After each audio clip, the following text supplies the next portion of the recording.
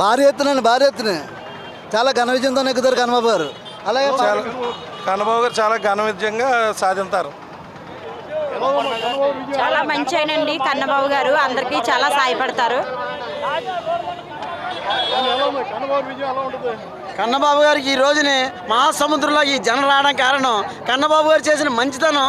కన్నబాబు గారు ఈ నియోజకవర్గంలోని ఎమ్మెల్యే రావడం మా ప్రజలందరూ కూడా చేసుకున్న పుణ్యం. ఈ రోజు కన్నబాబుకి ఎలాగని ఎలాగని చెప్పారు. ఈ రోజు కన్నబాబుకి ఈ రోజే నెగ్గినట్టు ఉంది. అంత మెజార్టీ కూడా తీసుకొస్తాం. కన్నబాబు గారికి ఏదైనా సరే మంచి చేసే వ్యక్తుల్లో కన్నబాబు గారు ఒకరు.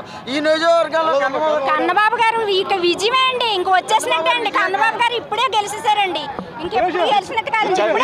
ఈ జనాన్ని చూస్తుంటే, ఈ జన ప్రపంచం చూస్తుంటే కన్నబాబు గారి విజయానికి ఇదే విజయ అవకాశాలు 100% మాది విజయం సాధిస్తాం.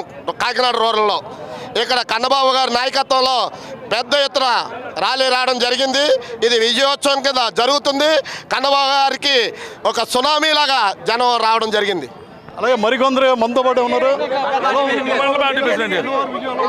సార్ కన్నబాబు గారి విజయం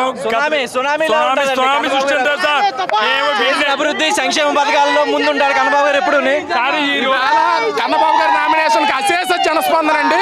20,000 నుంచి 30,000 మెజారిటీతో 30,000 మెజారిటీతో 30,000 పై మాట మెజారిటీతో అయితే కన్ఫర్మ్ సార్. మేము ఓన్లీ మెజారిటీ కోసం చూస్తున్నాం సార్. కన్నబాబు గారు 3వ హ్యాట్రిక్ కొట్టారు సార్. దాంట్లో ఏమాత్రం డౌట్ లేదు సార్. 30,000 నుంచి 40,000 మెజారిటీతో కన్నబాబు గారు